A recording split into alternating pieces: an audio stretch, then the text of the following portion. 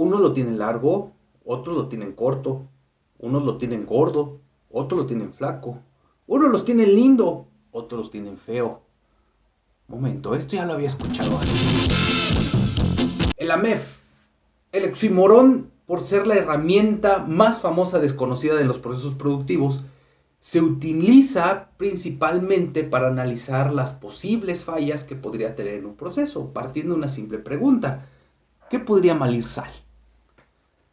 El AMEF es la siguiente infografía de este Voltron de las herramientas de DMAIC de la metodología 6 Sigma. Arre con la intro.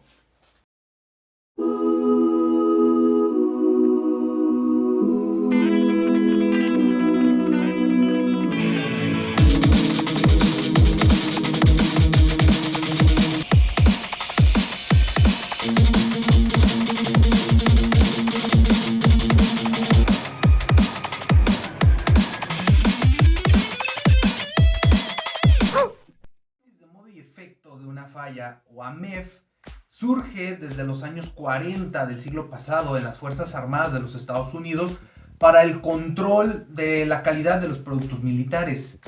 Y sí, si vas a ser el peleonero de la cuadra, pues más te vale tener calidad en los puños. Esta herramienta fue de gran utilidad para la definición de nuevos proyectos. Años después, la NASA la adoptó siendo un buen recurso en la carrera espacial de los años 60 y actualmente es utilizada prácticamente en toda la industria. Desde compañías globales, transnacionales, nacionales, pymes, mipymes y hasta la industria del amor. Básicamente es un análisis de las variables que interactúan dentro de un proceso y cómo éstas podrían salirse de control, y contemplando así pues todos los posibles efectos que podrían tener y que se podrían presentar, incluso si alguno de estos efectos pues son remotamente improbables. Por ejemplo, en el año 2003, el transbordador aeroespacial Columbia tuvo desafortunadamente un problema que terminó con la muerte de los 7 tripulantes al desintegrarse en la atmósfera terrestre cuando al fin regresaba de su misión. La raíz del problema fue durante el despegue. Una pieza, una espuma se desprendió y golpeó una de las alas del lado izquierdo y la dañó de tal manera que al momento de ingresar a la Tierra nuevamente los gases atmosféricos penetraron y destruyeron toda la estructura, haciendo al transbordador prácticamente inestable y por lo tanto se desintegró. O sea, una espuma. ¿Quién en el mundo podría pensar que una simple espuma podría cargar tanto peso como para destruir todo un transbordador? Las variables que interactúan en un proceso son características que finalmente definen a un producto y se manifiestan como un grupo de atributos que percibe el usuario final. Los atributos son realmente características que se pueden medir y por lo tanto se pueden controlar. Hay características más importantes que otras y se clasifican en críticas, mayores y menores. Por ejemplo, un café para llevar puede tener varios atributos, dependiendo de la percepción del usuario, ¿no? Una característica menor son aquellas variables que pueden ser importantes para el proceso, pero no representan un atributo relevante para el usuario. Por ejemplo, el tono en el color del recipiente. Una característica mayor se manifiesta como un atributo que está relacionado con la funcionalidad principal, que si ésta se sale de control, causa una sensación de insatisfacción del producto. Y en el caso del café tendría que ver, por ejemplo, con su sabor, su aroma, su temperatura. Una característica crítica es aquella que podría poner en riesgo la integridad del usuario y que de perder el control representaría un riesgo para la seguridad y también repercusiones legales por parte del fabricante. Por ejemplo, que la tapa del café no cierre bien y se derrame y pueda dañar a alguien con la temperatura. Ahora bien, lo primero que se necesita para realizar una MEF es determinar cuáles son las etapas del proceso y dentro de estas etapas conocer cuáles son sus variables de entrada y cómo se manifiestan estas variables dentro de cada una de las etapas y determinar cuáles son los modos de falla que pueda tener. Por ejemplo, pensemos en un proceso de fabricación de protecciones de metal para una ventana, porque inseguridad. En este caso, vamos a pensar en un pailero rifado, el buen aguacate. El proceso se puede determinar como A. Corte de la solera o los materiales. B. La soldadura de los materiales. C. El pintado de toda la estructura. En cada paso del proceso se tendrán diferentes variables. Vamos a considerar, para hacerlo práctico, nada más 3 y cada una en cada etapa del proceso. La primera es la calidad en el corte, la segunda es la calidad en la aplicación de la soldadura y la tercera va a ser la calidad de la aplicación de la pintura. La interacción de estas variables darán como resultado algunos de los atributos que puede percibir el cliente. Por ejemplo, belleza, la resistencia, la sensación de protección y el costo. El cliente puede percibir esto y a veces ni siquiera lo nota, ¿no? Simplemente lo hace. El control del proceso hace que el aguacate pues sea reconocido por entregar un buen producto y así lo van a recomendar y pues la chamba no le va a faltar. Este es el formato de la MEF. Vamos a encontrar aquí de las columnas de paso del proceso, entradas, el modo de falla, la causa probable y el método de detección. Vamos a anotar aquí entonces las 3 etapas del proceso. Aquí ya van a quedar. Y ahora vamos a anotar para cada una de las etapas cuáles son las principales características o las variables que va a tener. En este caso vamos a poner una para cada etapa del proceso. Aquí vamos a ver que vamos a tener estas características. Son muy generalizadas. La primera es calidad del corte, la segunda calidad en la unión de soldadura y la tercera la calidad de la pintura. Ahora, aquí vamos a imaginar qué podría salir mal, por ejemplo, en el primer paso del proceso en cuanto a la calidad del corte. Pues qué es lo que podría salir mal en el proceso, qué se podría salir de control. Vamos a pensar, vamos a llenarlo con algunos que se nos vaya ocurriendo ahorita y los vamos a poner aquí. Se me ocurrieron en este caso 5 modos de falla. Bueno, realmente son 4. Que haya un corte menor, o que en el corte, o que me exceda en el corte y que me queden filos cuando están en el corte. En este caso se me ocurre nada más 3. Si hago mal el corte y me queda más chico, longitud de corte menor. Si hago un corte y me queda más largo, que es longitud de corte mayor. O si dejo filos presentes en el corte porque no se realizó de forma correcta. Ahora vamos a pensar cuáles serían las causas probables para que haya cortado mal, o para que me queden filos, o que me haya extendido, o que me haya quedado corto el material. En este caso se me ocurrieron 5 causas, y de hecho algunas se repiten para el mismo modo de falla. Por ejemplo, en la longitud de corte menor se me ocurre que pues fue porque el plano no se hizo bien. Y lo mismo podría pasar para una longitud de corte mayor, ¿no? Me puedo pasar por menos o por más. Pero también estoy agregando para la longitud de corte mayor un error en la medición. Es decir, para un mismo modo de falla se me ocurren 2 diferentes causas. Lo mismo en los filos presentes en el corte. Mientras una causa podría ser que la falta de hilo en la herramienta, en la otra es de que a lo mejor el aguacate dejó al chalán que lo cortara y pues no tenía suficiente experiencia.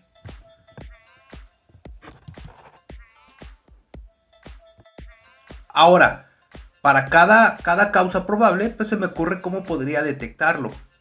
Y aquí lo estoy poniendo directo, por ejemplo, en el plano más realizado, pues la forma en que lo puedo detectar es al momento de armarlo. Lo mismo va a pasar para una longitud de corte mayor. Pero si hay un error en la medición, no tengo un método para detectarlo. Y por ejemplo, la falta de filo en la herramienta con la cual estoy cortando, pues a lo mejor lo puedo detectar de manera visual. Y a lo mejor al chalán pues lo estoy supervisando así de forma periódica, ¿no? Que son controles o medios de detectar que a lo mejor no son tan directos. Bien, ahora vamos a hacer lo mismo, vamos a imaginar qué es lo que podría salir mal para las siguientes características en los siguientes pasos. Esto es en la soldadura de partes y en el pintado de piezas. Aquí ya podemos ver cuáles son las modos de falla que se me ocurren para cada una de estas 3 características. Si te fijas, solamente estamos analizando 3. Y para las 3, pues bueno, ya sacamos todos estos modos de falla. Igual cuáles serían las causas probables y cuáles serían los métodos para detectarlo. Cabe mencionar que incluso muchas de las causas podrían originar diferentes modos de falla en cada una de las diferentes etapas e incluso para diferentes características del proceso. Bueno, ¿qué hacer a partir de aquí? Pues vamos a hacer la parte cuantitativa de la MEF, es decir, vamos a analizar cuánto sería el número de prioridad de riesgo para cada uno de estos modos de falla. Y esto lo vamos a hacer a través de incluir 3 columnas. Es así que agregamos la columna de severidad, donde vamos a asignar un número del 1 al 10, dependiendo qué tan severo pueda ser este modo de falla. Le vamos a agregar con qué frecuencia podría suceder por esta causa, también igual en una escala de 1 al 10. Y cuál es el método para detectarlo, también de la misma forma del 1 al 10. Para esto vamos a consultar cuáles son las tablas que nos indican. Para la parte de la severidad vamos a ver cuál es el efecto que pueda tener el modo de falla, y vamos a ver que puede ser desde ninguno, que no tenga ningún efecto, interrupciones mínimas a la línea de producción, hasta un efecto peligroso que no puede tener aviso, que pone en riesgo al trabajador, que afecta a la operación del producto o que puede dañar al consumidor. Para la parte de la frecuencia, pues lo podemos poner por ppm, de acuerdo al ritmo en el cual trabaja la línea de producción o en el cual se generan los productos y los servicios, y vamos a tener desde que es una probabilidad remota o improbable hasta fallas muy persistentes, ¿no?, que están ocurriendo en cada momento.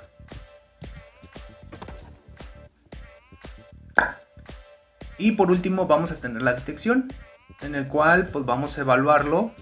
Con un 1 es de que tenemos una detección casi certera, es decir, prácticamente un bocayoque. O el número 10 es de que no hay manera de detectarlo, ¿no? Vamos a ponerle los valores. Por ejemplo, si no tenemos modo de detección, pues es un 10.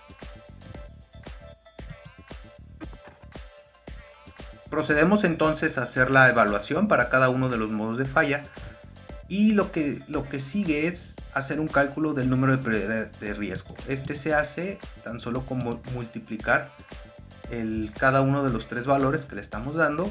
Y lo que vamos a hacer al final va a ser ordenarlos para determinar cuál de todas estas modos de falla pues es el que tiene un riesgo más latente de que ocurra dentro del proceso. Y es por eso que se pone en cada uno de los renglones a qué paso del proceso corresponde y cuál es la variable en estudio de este caso. No vayan a cometer la pendejada de juntar las celdas porque no va a funcionar. Ahora sí, vamos a ordenarlos y vamos a ver cuál de todas estas modos de falla es el que tiene un número mayor. Ya lo tenemos aquí, y esto quiere decir que los filos presentes en el corte durante el paso 1 de corte de material pues es la que nos tiene un riesgo mayor, ¿no?, con un número de prioridad de riesgo de 350, seguido de la aplicación de la pintura que quede porosa por una soldadura insuficiente. Y bueno, a partir de aquí nosotros podemos determinar qué acciones necesitaríamos realizar para el caso de controlarlo, ¿no? Por ejemplo, para un temblor, la severidad de que se desplome el edificio va a ser la misma, pero podemos cambiar la probabilidad de que este se desplome a través de modificar los materiales con lo cual se construye el edificio. Y por ejemplo, para la detección con protocolos de seguridad y la alerta sísmica, ¿no?, que suene lo más pronto posible.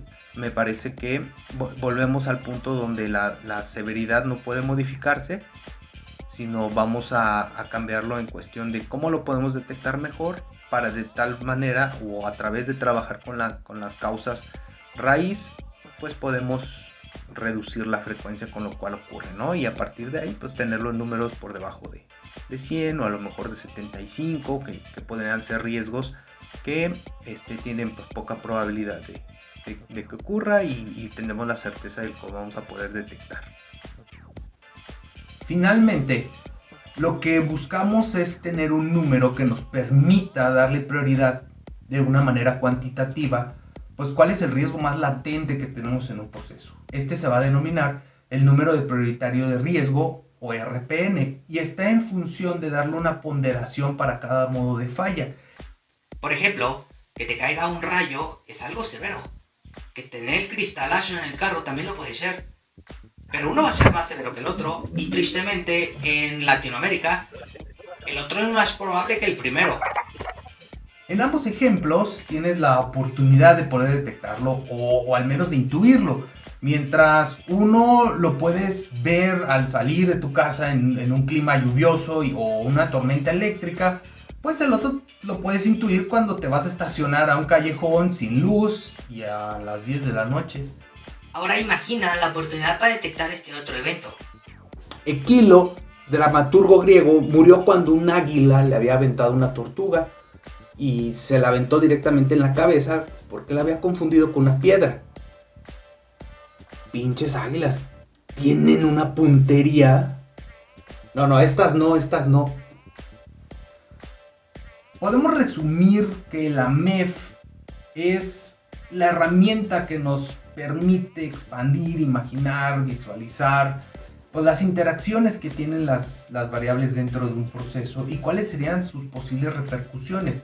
Algunas serán simplemente como un ligero contratiempo, mientras otras pueden ser realmente catastróficas. La cosa es que nos podamos dar cuenta de ello y lo podamos imaginar. Bueno, terminamos la etapa de medir y en la siguiente entrega estaremos viendo herramientas que conforman la fase de analizar dentro de la metodología de IMAG de 6 Sigma. Si te gustó esta infografía y te gustaría que hagamos un análisis de alguna otra herramienta, lo escribes aquí. También te dejo la parte de las herramientas anteriores, también la liga de la página de Yarena.com. Y pues eso es todo. Muchas gracias. Nos vemos la próxima. Chao.